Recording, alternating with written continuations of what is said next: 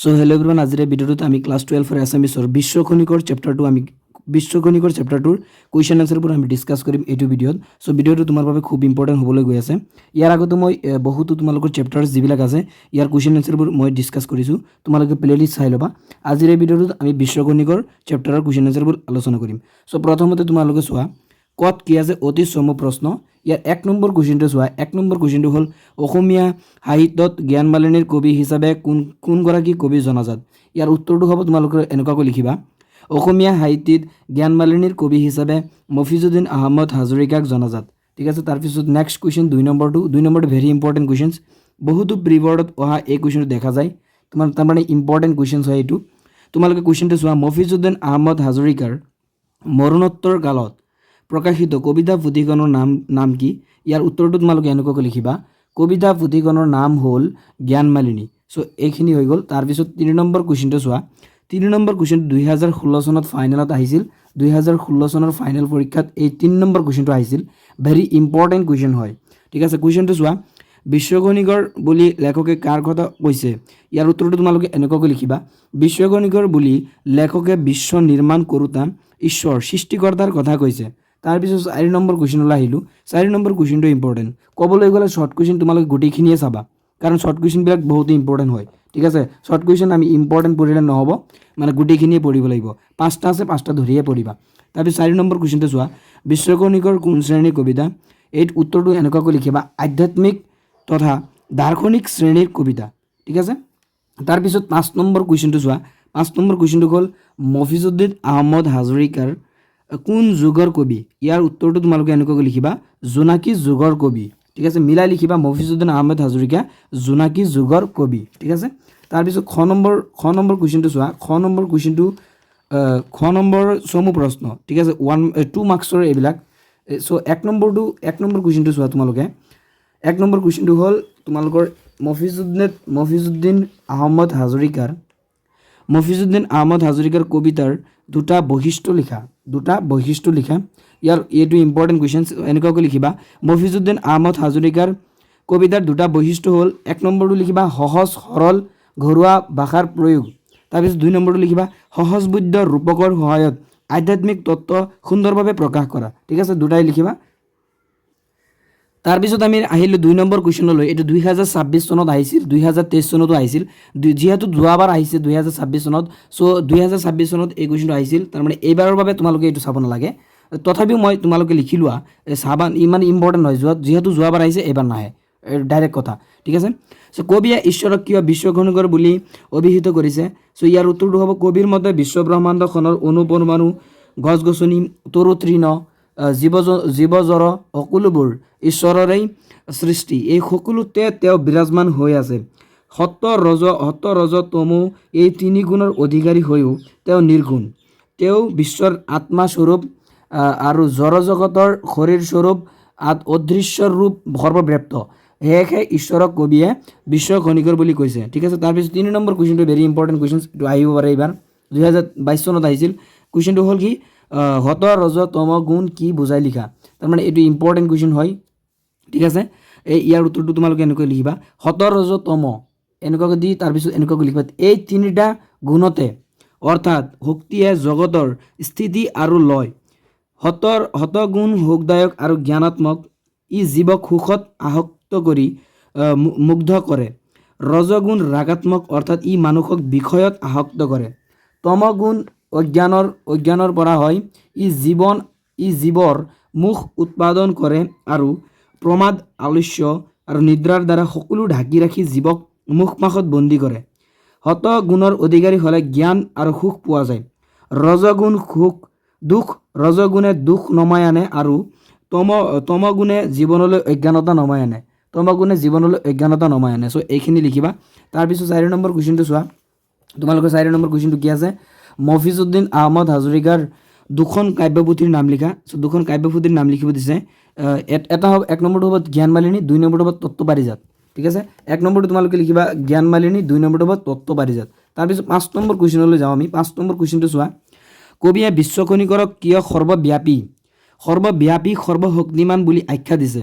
ঠিক আছে, এই উত্তৰটো তোমালোকে এনেকুৱাকৈ লিখিবা, এই বিশ্ব ব্ৰহ্মাণ্ডখনৰ সৃষ্টিকৰ্তা হৈছে পৰম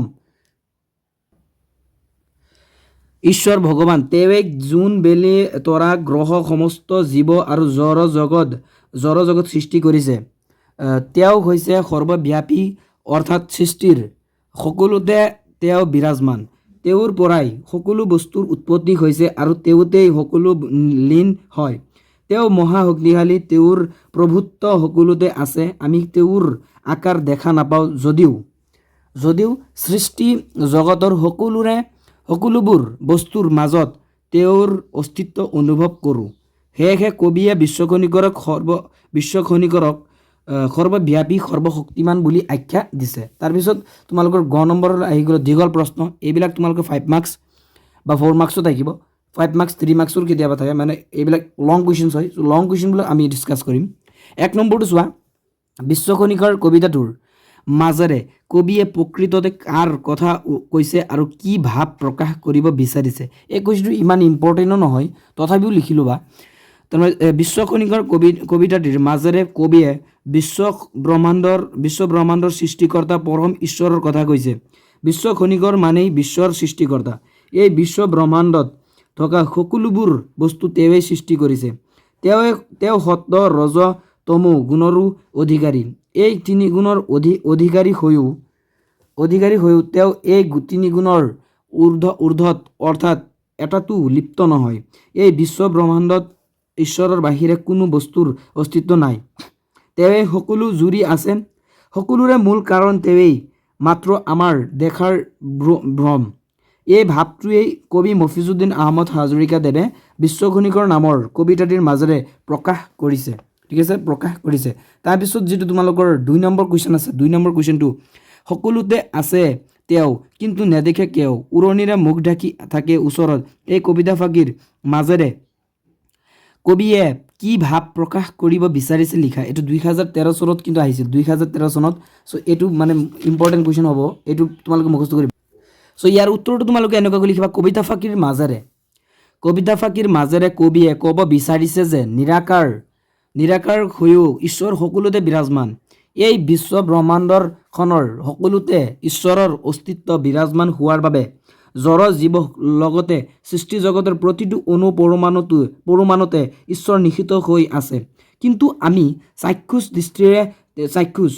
দৃষ্টিৰে তেওঁক দেখিবলৈ নাপাওঁ সকলোতে আছে যদিও লোক চকুৰ পৰা অদৃশ্য হৈ সৃষ্টিকৰ্তাৰ মাজেৰে ঈশ্বৰে নিজৰ মহিমা প্ৰকাশ কৰি আছে অৰ্থাৎ তেওঁ আমাৰ ওচৰতে আছে কেৱল নিজৰ ৰূপটোহে যেন জগতত ধৰা নিদি গোপন কৰি ৰাখিছে তাৰপিছত 3 নম্বৰ যিটো কুৱেশ্যন আছে বিশ্বখনিকৰ কবিতাটিৰ মূল ভাৱটি লিখা মূল ভাৱ যদি আহে তেনেহ'লে তোমালোকে এই মূল ভাৱটো লিখি দিবা এই যিটো মূল ভাৱ আহিব পাৰে বিশ্বখনিকৰ কবিতাটি 2023 চনত আহিছিল ঠিক আছে বহুতো প্ৰিবৰ্ডতো এই কুৱেশ্যনটো আহে 2023 চনত আহিছিল মানে এইবাৰ ইম্পৰ্টেণ্ট আছে এইটো কিন্তু বহুত তোমালোকে শিকি থৈ দিবা মানে বিশ্বখনিকৰ যিটো কবিতাৰ মূল ভাৱটি আছে এইটো ভেৰি ইম্পৰ্টেণ্ট এইটো আহিব পাৰে ঠিক আছে সো ইয়াৰ উত্তৰটো তোমালোকে এনেকৈ লিখিবা জ্ঞানমালিনীৰ কবি ৰূপে খ্যাত মফিজুদ্দিন আহমেদ হাজৰিকাৰ বিশ্বখনিকাৰ এটা দাৰ্শনিক শ্ৰেণীৰ কবিতা কবিয়ে কৈছে যে যদিও চাক্ষুষ দৃষ্টিৰে আজিলৈকে কোনে প্ৰত্যক্ষ কৰা নাই তথাপি ত্ৰিলোকৰ স্থিতিৰ মূলতে এক পৰম সত্তাৰ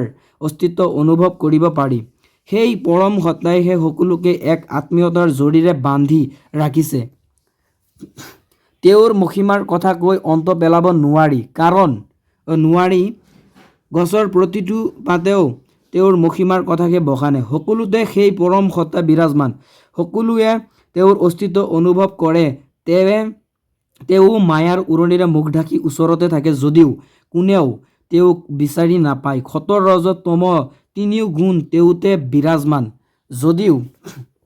যদিও তেওঁ নিৰ্গুণ সেই পৰম সত্তাই সকলোৰে পালন কৰোঁতা সকলোৰে জন্মদাতা সমগ্ৰ জড়জগত জীৱ জগতৰ তেওঁৱেই সৃষ্টিকৰ্তা তেওঁৱেই খনিকৰ ৰূপে সমগ্ৰ বিশ্বকে তিল তিলকৈ গঢ়ি তুলিছে তেওঁক যদিও কোনেও দেখা নাপায় তথাপি তেওঁৱেই অন্তৰ্যামী সৰ্বজ্ঞানী বিশ্বৰ প্ৰাণ আত্মা সৰ্বত্ৰতে বিয়পি থকা সৰ্বশক্তিমান সত্তা ঠিক আছে নেক্সট কুৱেশ্যন তোমালোকে চোৱা নেক্সট কুৱেশ্যন যিটো তোমালোকৰ আছে এইটো হ'ব 5 মাৰ্কছৰ 5 নম্বৰটো এইটো যিটো কুৱেশ্যন 2018 আৰু 24ত আহিছিল তাৰমানে এইটো যিসকলে এবাৰ HS দিবা 2027 ঠিক আছে তোমালোকৰ বাবে এই কুৱেশ্যনটো ভেৰি ইম্পৰ্টেণ্ট এইবাৰ আহিবই 100% গেৰেণ্টি ঠিক আছে।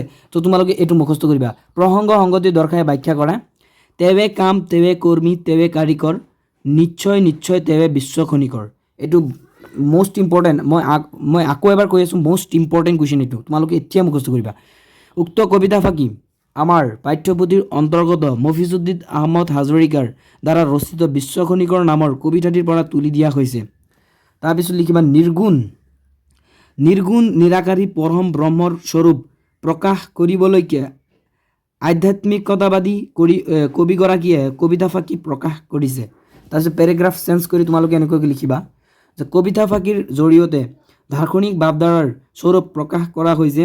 ভাৰতীয় বেদান্ত দৰ্শনৰ ভেটি অদ্বৈতবাদৰ অৰ্থ ব্ৰহ্ম এক অখণ্ড সনাতন সৰ্বব্যাপক পৰম আত্মস্বৰূপ। সমগ্ৰ জগত তেওঁৰ দ্বাৰাই পৰিচালিত হয়। বিশ্বখনিকৰ কবিতাটোত অদ্বৈতবাদী দৰ্শনৰ প্ৰভাৱত নিৰ্গুণ নিৰাকাৰ পৰম ব্ৰহ্মই কিদৰে মায়াৰ জৰিয়তে সাকাৰ জগত সৃষ্টি কৰিছে সেই কথাত কবিতা ফাঁকিৰ জৰিয়তে ব্যক্ত কৰিছে। চ' এইখিনি লিখিলে তোমালোকৰ হৈ যাব এনচাৰটো। তাৰপিছত 4 নম্বৰ কুৱেশ্যনটো আছে। চ' 4 নম্বৰ কুৱেশ্যনটো কি? বিশ্বখনিকৰ কবিতাটিত প্ৰকাশিত আধ্যাত্মিক দৰ্শনৰ চমু আভাস দিয়া। ঠিক আছে। এই কুৱেশ্যনটো এই এনচাৰটো তোমালোকে এনেকৈ লিখিবা যে কবি মফিজুদ্দিন আহমদ হাজৰিকাৰ বিশ্বখনিকৰ কবিতাটি এটি আধ্যাত্মিক ভাৱ সম্পন্ন কবিতা। কবিতাটিৰ ভাৰতীয় বেদান্ত দৰ্শন আৰু চুফিবাদী দৰ্শনে প্ৰাধান্য লাভ কৰিছে। কবিতাটিত প্ৰকাশিত কবিৰ মূল কথা হ'ল এই বিশ্বব্ৰহ্মাণ্ডত পৰমেশ্বৰৰ বাহিৰে আন একোৰেই অস্তিত্ব নাই। পৰমেশ্বৰ বা বিশ্বখনিকৰেই জগতৰ প্ৰতিটো অণু পৰমাণুতে বিয়পি আছে। কবিৰ এনে দৃষ্টিভংগী সম্পূৰ্ণৰূপে ভাৰতীয় বেদান্ত দৰ্শনৰ ওচৰত প্ৰতিষ্ঠিত। চ' বেদান্ত দৰ্শনৰ তেওঁ ব্ৰহ্মৰ অৰ্থাৎ পৰমেশ্বৰৰ ওচৰত একোৱেই নাই।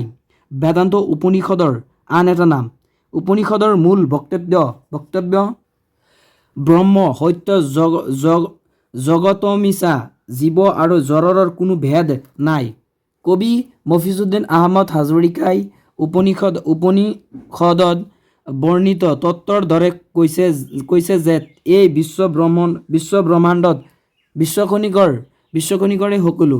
তেওঁৰে অদৃশ্য আঙুলিৰ নিৰ্দেশত জোন বেলি তৰা গ্ৰহ আকাশতে ঘূৰি আছে। প্ৰকৃতিৰ বিভিন্ন ৰূপৰ মাজত তেওঁৰ এই শক্তিৰ প্ৰকাশ ঘটিছে, অথচ আমি তেওঁক দেখা নাপাওঁ। তেওঁ যে উৰণিৰে মুখ ঢাকি আমাৰ কাষতে ৰৈ আছে। লগতে কবিয়ে কৈছে যে সত ৰজ আৰু তম এই 3 গুণত অৰ্থাৎ শক্তিতে জগতৰ স্থিতি আৰু লয়। কিন্তু এই 3টা গুণৰ গৰাকী হৈও পৰমেশ্বৰ এই 3 গুণৰ মাজত আবদ্ধ নহয়, কাৰণ তেওঁ গুণাতীত। সেই গুণাতীত জনৰ অদৃশ্য সংকেতহে পৃথিৱীৰ সকলো কাৰ্য পৰিচালিত হৈছে। সাধাৰণৰ বীজৰ পৰা প্ৰকাণ্ড গছৰ সৃষ্টি হৈছে। সকলো কাৰ্য আৰু কাৰণৰ মূল তেওঁৱেই সৰ্বব্যাপী আৰু সৰ্বশক্তিমান। আমি দেখা পোৱা নাই যদিও নিশ্চয় এজন বিশ্বখনিকৰ আছে।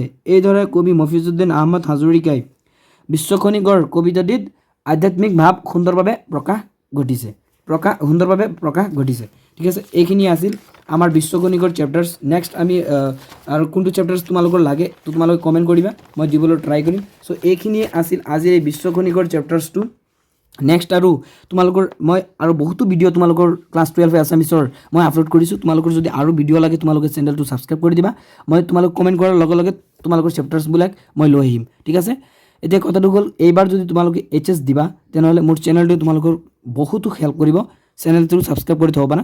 চ' এইখিনিয়ে আছিল। থেংকছ ফৰ ৱাচিং।